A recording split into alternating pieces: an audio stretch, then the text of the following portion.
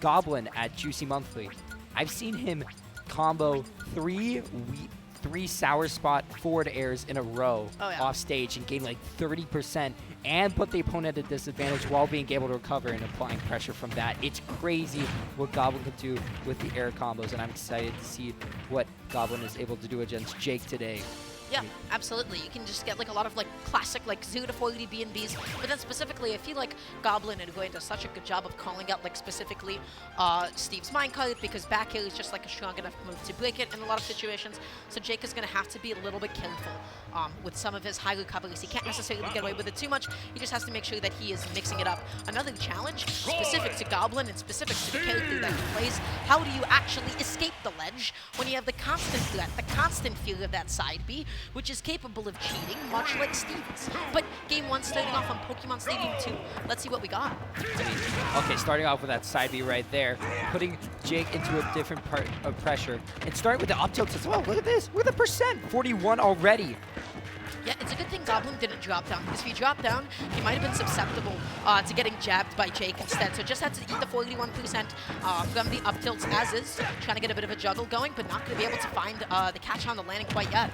And also having stone already and being, look at this, mining this material, and look at Roy, the Goblin, destroying the crafting table right there, having to force Jake to use materials and waste what he already has. But nice quick little up B out of shield from Goblin, just saying, hey, you know what, I'm going to reset the situation. Jake backing off a little bit, up B's back on, but that's going to be the up B into the up smash. A little bit too little percent, but good, yeah, just good damage and good DI from Goblin. Ooh, and look at that back air. Look at, did you see, what's it called? Goblin's shield after that downer? The amount of shield damage that Anvil does is insane. And look at the building that Jake's doing.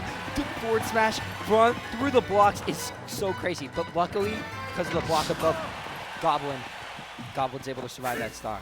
Yeah, Jake's own block kind of ended up blocking out that stock, and now Goblin 168%, but Roy is a huge rage demon, and looking for some sort of an air dodge lead, doesn't actually find it though, but still in a really good position to get that soft hit of up air, just dashing, shielding, and Jake, such an excellent jump call out. If Goblin wants to do anything, it is jump in. It is in Roy's lifeblood to do so. Exactly. I mean, look at this. 2-3 already. Jake already has another diamond while having diamond tools right now. Jake can apply so much damage, but doesn't matter if Goblin can get that first stock right there. 2-2 here. That was clean, yeah. Yeah, I know. Neutral one into jab into the forward as well. He didn't even need the back air. Now all of a sudden 51%, but Goblin with one neutral or even a falling up air can easily make that back, plus a bit of stage control. Got a little bit greedy. Instead of like the forward air, we saw like a fall off up air. Had Goblin connected it, bit of a tighter spacing, that would have been like a huge punch. Exactly, exactly. Look at this. Goblin going off stage and chasing Jake with those forward airs. While, oh my god, look at that. Dude, I was about to say something about Goblin trying to combo with a forward air, but doesn't matter if Jake can get that up tilt into back air with Diamond, because Diamond applies the same damage and knockback. Oh, but Goblin that time around really committed off stage. Jake just used that as full opportunity to get back on, start mining again. It's Minecraft time, baby. Oh, and the DI, look at that. He fell out of that jab. That's so well done from Goblin right there. Yeah, oh my god. And I do believe that was because Jake might have had diamond tools on, but oh my god! A counter? What a counter. It's like one of those moves that you never see happen, so you never really expect it, especially in this game. And when it happens, you're like, why did I fall for that? You know? You got your F smash counter. That's just tough, buddy. You got to hold that. But now, really good up B out of shield, as Jake just, it keeps on pressuring. But think about the risk versus reward in that situation. Jake could have actually gotten a stock off of an up tilt. Huge tech chase. Spike. Okay, Goblin shielding that up smash right there. Another spike from that forward air. I'm looking for a kill right here. Come on, can one of them finish it off? That's like the third time that Goblin went through that, and it still has yet to connect. And unfortunately, that's a soft spot of the up air. Doesn't actually get that sweet spot that he was looking for. Okay, backing off. Don't look at this. Oh, the side B. He missed the side B read, but he got those two down tilt reads, which was really nice. Okay, letting Jake move around here as he can. Can either of them get the kill at this point? Is he the what? The hitbox extended on the block. Even Jake wasn't feeling good about that. Yeah. That was so funny. That was so funny. That was Goblin got that game stolen from him. I thought Goblin had that in the bag at that point, but I mean, Steve Lava. I mean, what can you do with that? That was like not even like a situation that I feel like Jake was like anticipating in that moment, right? Because it's like, okay, I whipped this down smash, I got a huge win and a punish, and then all of a sudden, the hitbox on it is huge. You also make it even more so active than it is before by hitting the block behind you. And all of a sudden, what could have been Goblin's game is now all of a sudden Jake's. But now Goblin playing mad, 40%, but wooden tools. You can't SDI in on wooden tools. Exactly. I mean, wooden tools does such little knockback that you are just stuck in that position, man. You got to take the damage that's dealt. But look at the damage that Goblin is giving to Jake right here. Isn't that up B right there? Okay, the up tilts. Watch this. Look at the coverage. So much damage, so much just consistent pressure. But tries to set up a tech chase there that time around. Jake just completely forwent that situation. Said, hey, no tech chase for you. Jump Anvil instead, buddy. Doesn't need... Oh, building on block right there. In order to get these materials and using the iron, trying to pressure Goblin in order for him to be able to get this material. So, holy, look at that. Yeah, that was also like a bit of a nasty position to be in because the only mix-up that you really had there was timing. No matter what, a well-spaced side B would have basically effectively have covered all tech options in that moment. And now finally getting the sweet spots of the forwards so that they can get like that third forward that they were looking for this whole time. Ooh, this is that sword into back air. You hate to see it. And look at Goblin applying this pressure with the forward air and the side tilt here. Oh, wasn't able to connect with anything else. And shielding the up smash. Okay, let's see what both of them do here. Building right here. Can he get materials? No. I do like the fact that Goblin is like really mixing up some of these approaches, right? Not immediately jumping in over the wall, just still using up that double jump. A little bit committal. Doesn't actually get the sweet spot at the back end. Committed too much off stage. Is Jake going to find this ledge trap? Not quite. One little neutral just to get Goblin off of him and tries to go for the anvil into the back end combo. Yeah, I know. He keeps on missing the sweet spot, hitting the edge of the sword instead of the hilt, which is what you need with Roy. I mean, you need this kill potential. But look at that kill potential. Jake, Steve, up throw. Oh my god. If Roy wants anything from ledge, it's drop down, double jump, neutral, and it's drop down, double jump, side B. So a dash back pivot grab, especially with Steve, is such a good way to counter that in that moment. But jab into back here, a little bit too far up, but good DI from Jake. Oh my god. Okay, yeah, no. You saw him hit that sour spot. Even that would have killed if it were otherwise. Okay, Jake decided not to get that craft diamond tools. Even though the sword broke the DBZ. Okay, Goblin surviving though. Yeah, Goblin 102%. Still not going to die to that diamond quite yet. Trying to set up a ledge trap here, but ooh, Jake getting a little bit lost in the sauce. Goblin just able to come back on with that high aggressive recovery. Now just waiting. Not rushing into that anvil, just saying, hey, you know what, buddy? You're up to some tricks. You're going to wait for that anvil to drop. I'm just going to let that thing happen. I don't want any part of these cartoons. Exactly. I mean, look at this. Jake is at low materials. Again, mining right here. Ooh, the iron stopping Goblin's dash tag right there. Oh, yeah. Oh, my God. Okay, Jake has so many materials right here. Goblin needs to avoid the diamond onslaught, or else being at 129, it could be the death right there and bring him to an even game, even though Goblin's in the lead right now. Yeah, but finally Jake is going to find that back kill that closes out that stock, and diamonds on deck. Goblin is using this as a huge opportunity to approach, and this is exactly what I talked about, how Goy is just so sometimes effective at calling out those minecarts. Only dealing 29%, Jake doesn't actually find the full extent of his combo, and what an awkward angle from that up B. Yeah, no, I mean, look at that. Putting two uppies in, and Jake is at 93% here. The spike into the, oh my god, the second game. Look at that quick combo with the percentage and the knockback from that diamond. Again, diamond is such a scary thing to go against, man. That was pretty funny. It was. Guys, that was pretty funny. Oh, man. You got hit by that at like 1% and then you died. That's a little bit rough. That's Steve with diamond. Like That's Steve's comeback mechanic. He has the best comeback mechanic in the game, baby.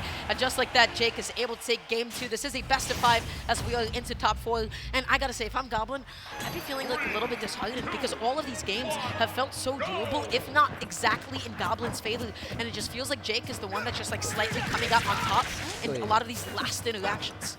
No, I know. I mean, it comes down to the wire, and then Jake manages to do something with the diamond tools he has. Ooh, look at those forward airs that are right there, and the ups. Oh, look at these sweet spots. Look at the percentage Jake is at right here. Already at 74% right here. Yeah, 74, but going to be able to make back some of it. Gets the plat extension, but doesn't actually fully get that combo. But wow, Goy, in actually like his recovery animation of up B, he was able to duck under that initial scoop of up smash. And just like that, that's a Goy side B, baby. That's going to be a stock, and that's going to be Goblin with a gentle lead. Exactly.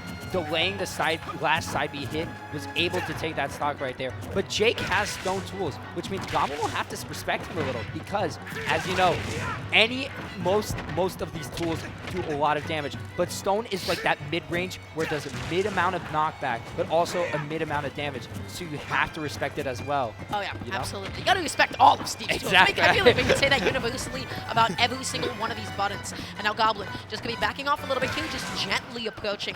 And I gotta say, the way that they're just maneuvering around these blocks, just always being as ambiguous as they actually can be, never being too linear in these approaches, is kind of the saving grace of this game. Jake is struggling to get his hands, to get his voxels on Goblin. Ooh, I'm surprised Goblin didn't punish with a forward smash right there. I mean, Jake was just standing there at ledge for the DBC moment. Goblin traded. Goblin's at 3 stocks still. Meanwhile, Jake is at 1, but having stone tools and barely any materials. What will Jake do right here?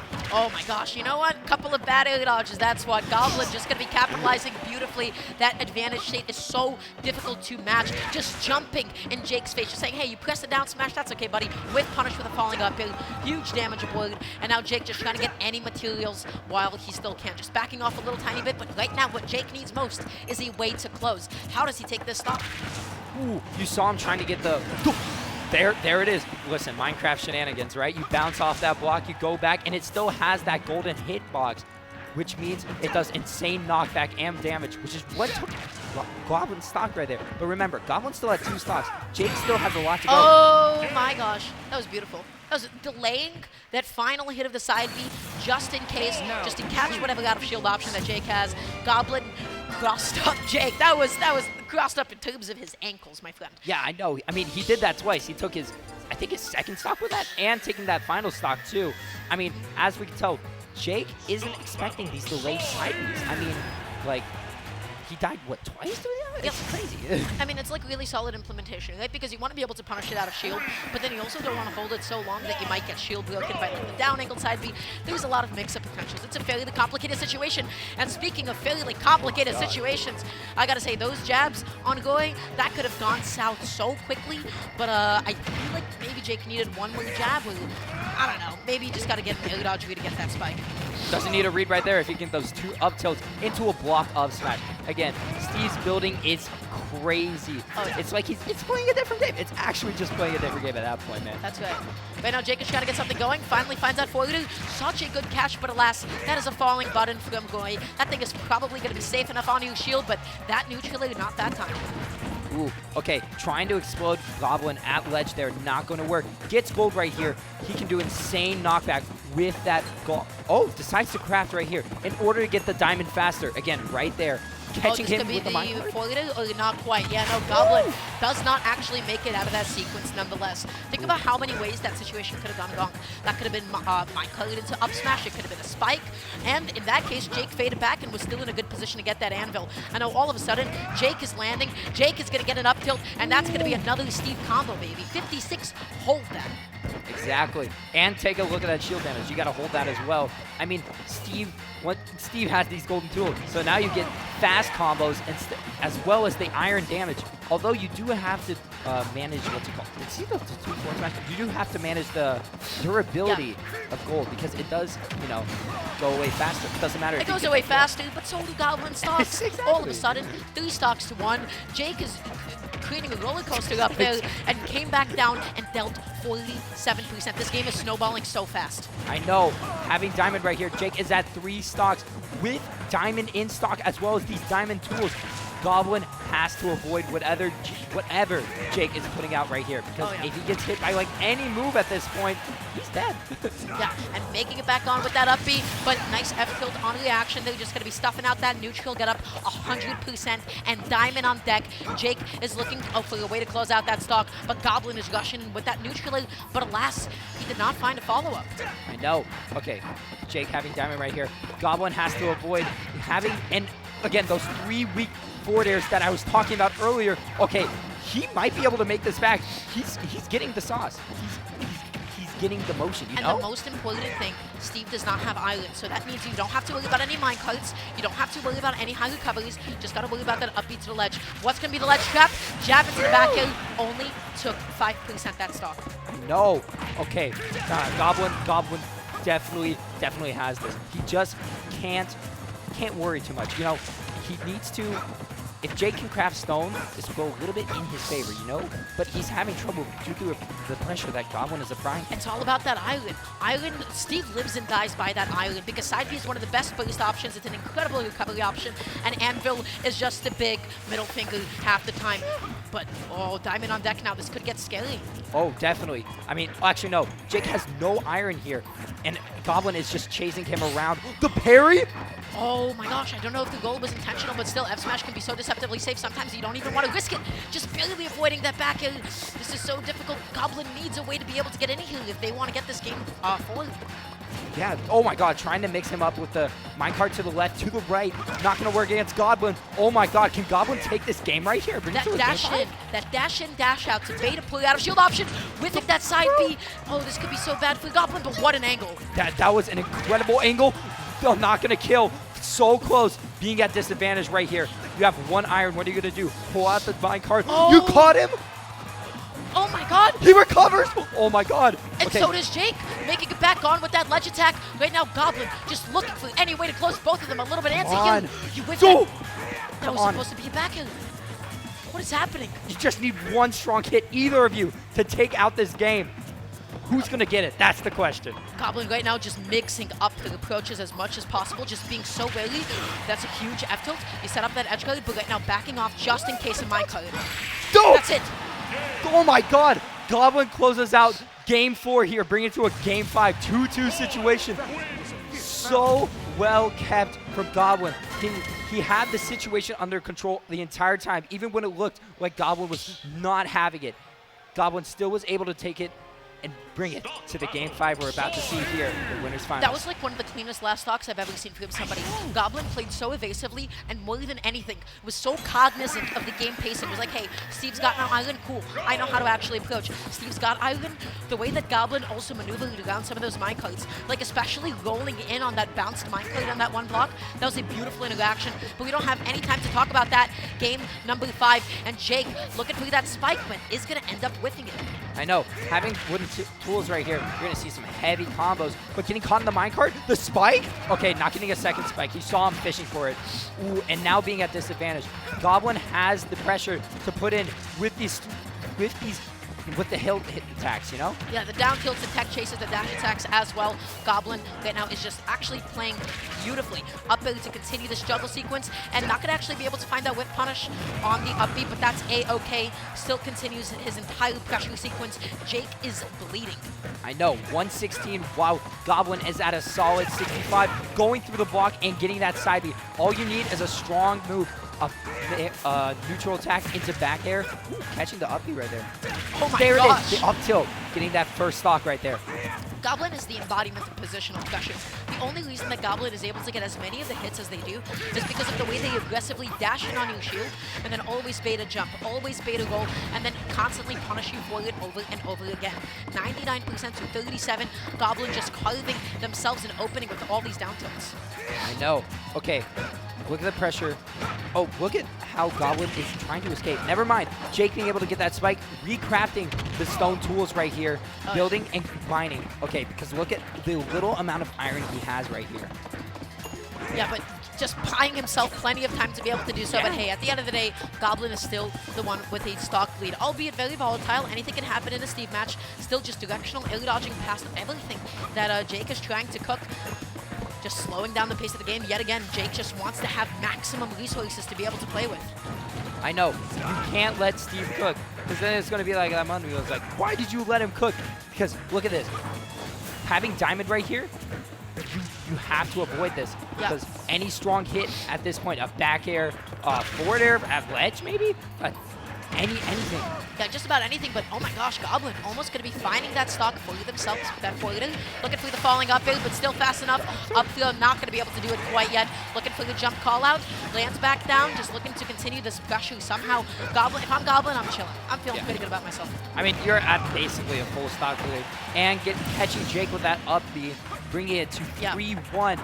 And Jake having Diamond. Again, you have like 2 stocks to work with. You're fine at this point. Take some risk. Why not, right? Absolutely. And Goblin is just doing exactly what they do best, which is just continuing this quality pressure as long as it can possibly last. That jab was like, yo, get off me. But if I'm Jake, once again, the issue, the same as last game. How do you exactly close? Steve has a plethora of those options, but there is one difference and one difference only, and it is just pure movement. The fact that Goblin can quite literally run circles around Jake, and Jake is prioritizing resources, means that Goblin is just never in a position to get hit. I know, but speaking about getting hit with that down tilt, you're letting Jake being able to get these materials, these Nair combos? Okay, no. Nair chain's not going to happen here. Jake's not going to let it the spike.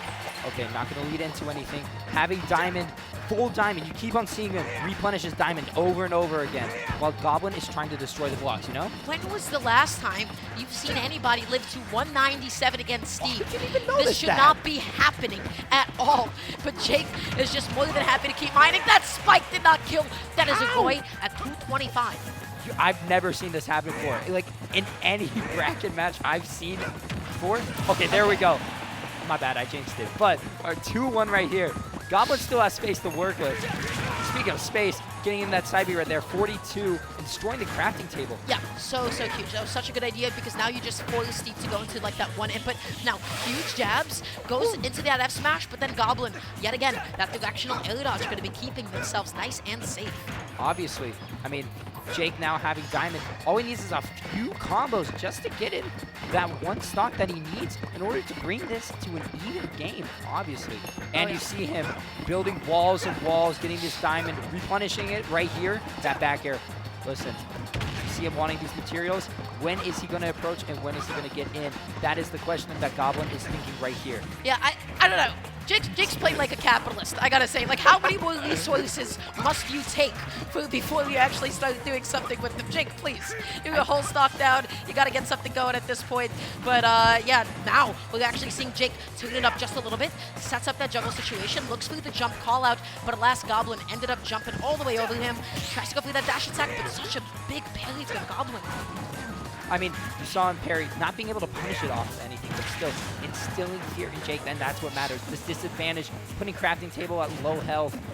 Ooh, getting caught in the minecart, and the punish. Jake could bring this back, honestly. Jake will probably be able to bring back at least 50% of this. But already 34 off of just 3 hits. Just looking for a way to mix up this landing. Huge damage output, 70%. It's even. It's even. It's actually just even at this point. I mean, come on. Jake has this combo potential to put out the damage he needs. Oh, Goblin has the kill power. I think Goblin wanted to go for the ledge jump. That looked like Goblin wanted to dash in. That looked like a missed ledge jump opportunity. And as a result, also maybe stumbled on that ledge trap just a little tiny bit here. And now 117%. The 2-week up airs, you hate to see it. Meanwhile, Jake has full Diamond, which means that either of them just have to avoid either of the attacks, but Goblin is able to survive the back air. Oh my god. Oh, and that's going to be the TNT setup. There it is, the down smash into the air dodge to be able to immediately cancel all of your lag. Jake makes that comeback all the way in game 5. Just saying, hey, Goblin, you know what you did in game 4? I'm going to do the same thing, except I'm going to win the entire set with it too. Oh my god, that literally had me on the edge of my seat. You don't even know. I mean, the back air not killing. Meanwhile, and Goblin surviving, coming back to stage, and then the TNT just barely hitting Goblin, finally killing him. It was like tension and a release. That was such a good game set. Yeah, absolutely. And I feel like, you know, in the beginning I was talking about the volatility of this matchup. This set showed off the volatility of this matchup, the volatility of both of these players as well. Steve, one of the best comeback mechanics in the game as soon as he got Diamond